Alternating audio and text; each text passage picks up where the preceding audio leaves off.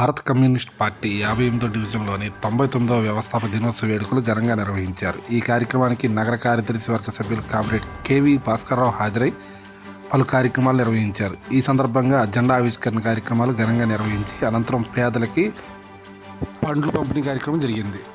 CH Guruvaiah, T Brahmaji మరియు మహిళలు పాల్గొని పార్టీ పతాకాలను ఆవిష్కరించడం జరిగింది. ఈ కార్యక్రమంలో నగర కార్యదర్శి సభ్యుడు ఎల్ శివకుమార్, స్థానిక నాయకులు కంది ఆదినారాయణ మరియు నాగరాజు, శంకర్, ఉమామహేశ్వరరావు, కన్నమ్మ, ఎస్కే నాగూర్బి, రాజ్యలక్ష్మి, సత్యవతి తదితరులు పాల్గొన్నారు.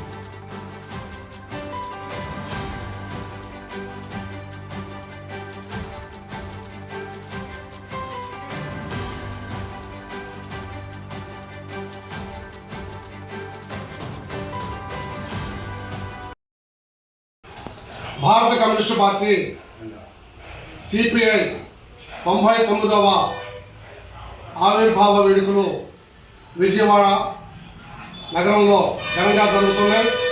ఆ సందర్భంగా సిపిఐ 58వ డివిజన్ పోర్చుగల్ పార్టీ వద్ద ఈ రోజున పార్టీ పతాకాన్ని నాయకులు, కార్యకర్తలు ఎగురవేయడం జరిగింది. ఈ సందర్భంగా ఈ ప్రాంత ప్రజలకు, ఈ ప్రాంత వ్యాపారస్తులకు అందరికీ కూడా పళ్ళు పంచడం జరిగింది. భారత కమ్యూనిస్టు పార్టీ ఈ రోజుకి ఆవిర్భావం చెంది 99 సంవత్సరాలైంది. ఈ 99 సంవత్సరాలుగా పేద ప్రజల గుండెల్లో, బడుగు బలహీన వర్గాల గుండెల్లో కూడా చెరగని ముద్రగా నిలిచిపోయింది. అనేక పోరాటాలు, అనేక ధర్నాలు, సేవా కార్యక్రమాలు ఎన్నో ఈ పార్టీ నీడలో జరుగుతున్నాయి.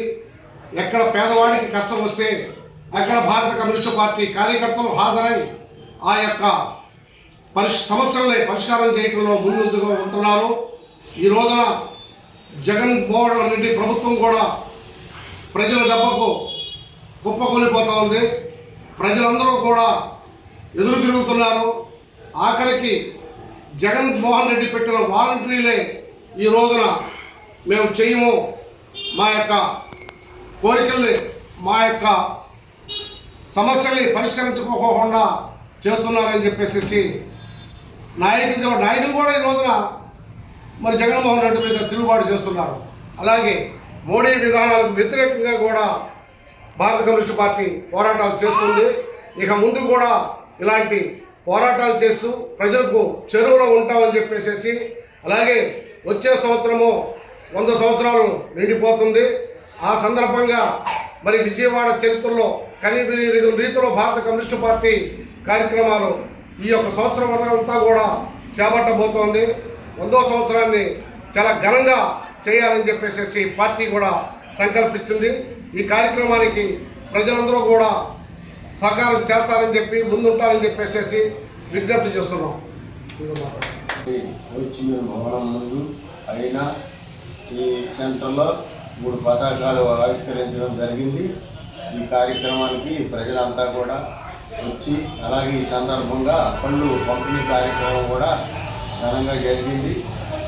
మరి ఈ కార్యక్రమం ముందు ఇంకా పార్టీని బలోపేతం చేయడానికి మేము అన్ని విధాలా కృషి చేస్తున్నాం.